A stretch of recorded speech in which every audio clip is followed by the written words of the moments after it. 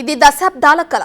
భారత సంతతికి చెందిన వ్యక్తి అంతరిక్షాన్ని తాకారనే ఆనందమైతే ఉంది, కానీ భారతదేశం సొంత వ్యోమగామిని అంతరిక్షంలోకి పంపడం అనేది అద్భుతమైన అనుభూతి. ఇటీవల చంద్రయాన్ సక్సెస్ తర్వాత గగన్యాన్ పేరుతో స్పేస్ సెంటర్కి మనిషిని పంపే ప్రయోగంపై మరింత ఆసక్తి పెరుగుతుంది. అక్కడికి వెళ్లే భారతీయ వ్యోమగాముల్ని ప్రధాని మోదీ ప్రపంచానికి పరిచయం చేయడంతో గగన్యాన్ కోసం అంతా ఆసక్తిగా ఎదురుచూస్తున్నారు. ఇంతకీ గగన్యాన్ ఎప్పుడు సాకారం కానుంది? చంద్రుడిపైకి వెళ్లబోయే ఆ నలుగురు ఎవరు?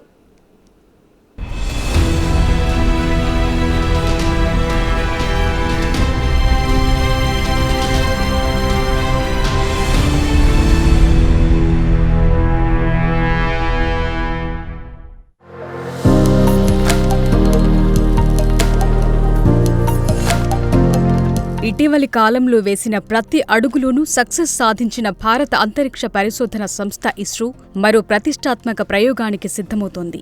ఇప్పటికే చంద్రయాన్ ప్రయోగాలు, సూర్యయాన్లో భాగంగా ఆదిత్య మిషన్ వంటి విజయాలతో అంతర్జాతీయంగా ఇస్రో పేరు మారుమోగింది. మంగళ్యాన్లో భాగంగా మార్స్ పరిశోధనలో కీలక అడుగులు వేసింది.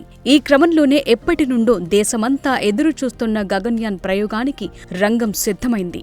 ఇందులో భాగంగా అంతరిక్షానికి వెళ్లే నలుగురు వ్యోమగాముల్ని ఇస్రో ఎంపిక చేసింది. వీరి పేర్లు, ఇతర వివరాలను వెల్లడించింది. భారత్ ప్రతిష్టాత్మకంగా తలపెట్టిన తొలి విమాన సహిత అంతరిక్ష యాత్ర గగన్యాన్ కోసం ఎంపికైన వ్యోమగాముల పేర్లను ప్రధాని మోదీ స్వయంగా ప్రకటించారు. భారత వాయుసేనకు చెందిన గ్రూప్ కెప్టెన్లు ప్రశాంత్ బాలకృష్ణన్ నాయర్, అంగద్ ప్రతాప్, అజిత్ కృష్ణన్, వింగ్ కమాండర్ సుభాంశు శుక్లా వ్యోమనౌకలో రోదసీలోకి వెళ్లనున్నారని చెప్పారు. అయితే భారత నేల నుంచి స్వదేశీ వ్యోమనౌకలో అంతరిక్షంలోకి వెళ్లనున్న మొదటి భారతీయ బృందంగా వీరు ఘనత దక్కించుకోనున్నారు.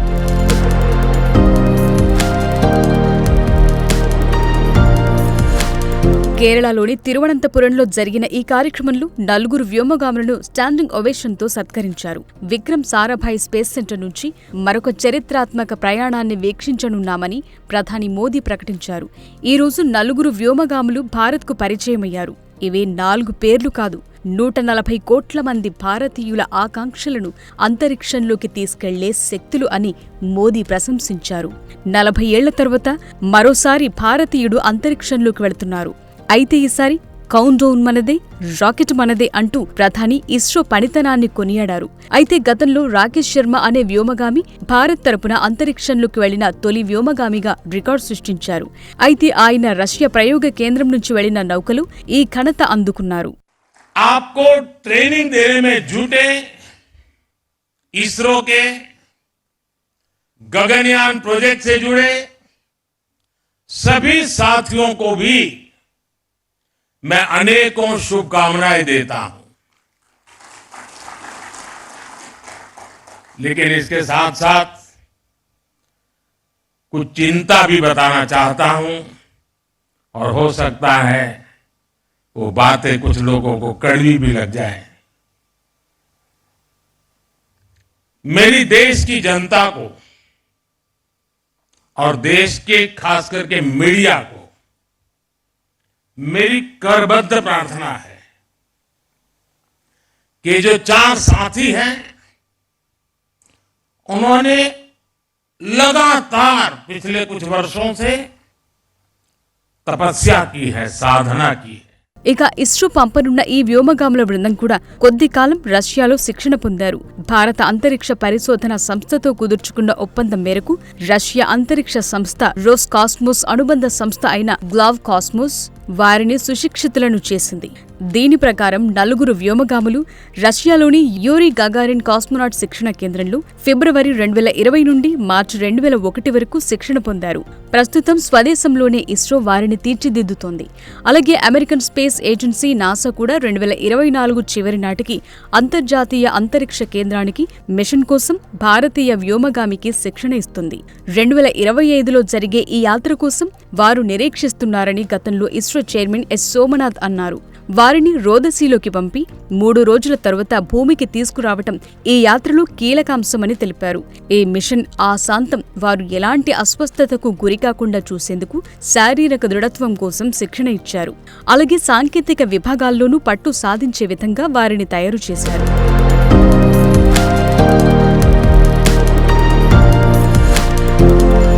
గగన్యాన్లో భాగంగా 3 రోజుల మిషన్ కోసం వ్యోమగాములను భూమికి 400 కిలోమీటర్ల దూరంలో ఉన్న కక్షలోకి ప్రవేశపెడతారు.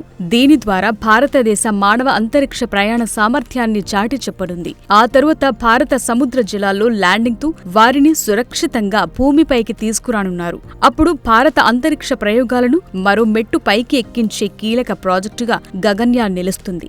ఇప్పటి వరకు భారత్ శాటిలైట్లను మాత్రమే నింగిలోకి పంపింది, మనుషుల్ని పంపలేదు. తొలిసారిగా గగన్యాన్ ప్రాజెక్టు ద్వారా భారత వ్యోమగాములు నింగిలోకి వెళ్లబోతున్నారు.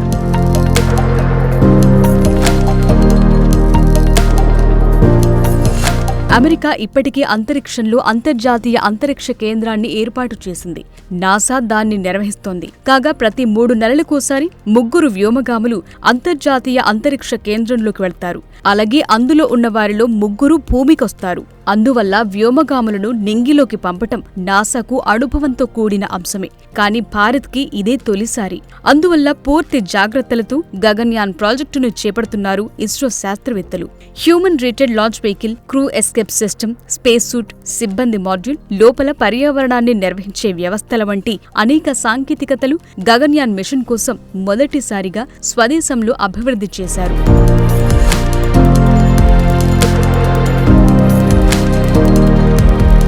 భారత అంతరిక్ష ప్రయాణాలు ఇటీవలి సంవత్సరాల్లో మరింత ఊపందుకున్నాయి. చంద్రయాన్ 3తో ప్రపంచ అంతరిక్ష ప్రయోగాల్లో భారత్ అగ్రస్థానంలో నిలిచింది.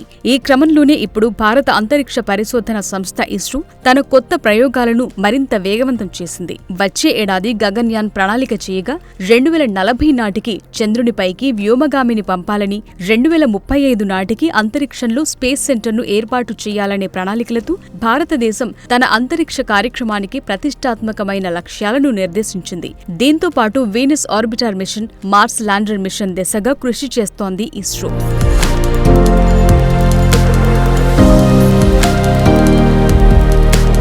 2018 ఆగస్టులో గగన్యాన్ మిషన్ ప్రకటన వెలువడగా గగన్యాన్ లక్ష్యాన్ని సాధించడం కోసం ఇస్రో వేగంగా పనిచేసింది.